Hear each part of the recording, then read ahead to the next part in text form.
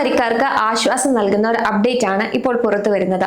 EPFO വരിക്കാരുടെ പ്രവർത്തനരഹിതമായ അക്കൗണ്ടുകളിൽ കിടക്കുന്ന ചെറിയ തുകകൾ യാതൊരു അപേക്ഷയും കൂടാതെ അവരുടെ ബാങ്ക് അക്കൗണ്ടുകളിലേക്ക് നേരിട്ട് ക്രെഡിറ്റ് ചെയ്യും.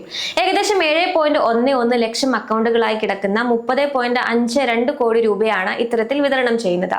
1000 രൂപയോ അതിൽ താഴെയോ ബാലൻസ് ഉള്ള പ്രവർത്തനരഹിതമായ EPF അക്കൗണ്ടുകൾക്കാണ് ഈ തീരുമാനം ബാധകമാകുക. ഇത്തരം സാഹചര്യങ്ങളിൽ യാതൊരുവിധ പേപ്പർ വർക്കുകളും കൂടാതെ തന്നെ റീഫണ്ട് നടപടികൾ സ്വയമേവ പൂർത്തിയാക്കും.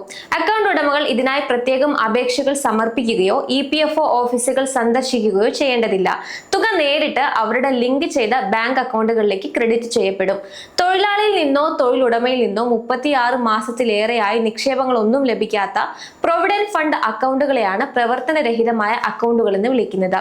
EPFOയുടെ കീഴിലുള്ള 31.86 ലക്ഷം പ്രവർത്തനരഹിതമായ അക്കൗണ്ടുകളായി നിലവിലാകെ 10,903 കോടി രൂപ കിടക്കുന്നതായി PTA റിപ്പോർട്ട് ചെയ്തിരിക്കുന്നു. ഇതിൽ ഏകദേശം 7 ലക്ഷത്തോളം അക്കൗണ്ടുകളിൽ 1000 രൂപയോ അതിൽ താഴെയോ ആണ് ബാലൻസ് ഉള്ളത്.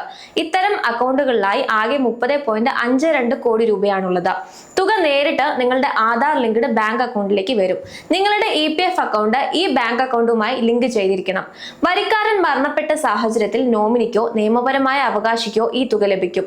EPFOയുടെ പുതിയ പരിഷ്കാരമായ EPFO 3.0യുടെ ഭാഗമായാണ് ഈ നടപടി. ഇത് ഘട്ടം ഘട്ടമായി തീർപ്പാക്കാനാണ് സർക്കാർ ലക്ഷ്യമിടുന്നത്.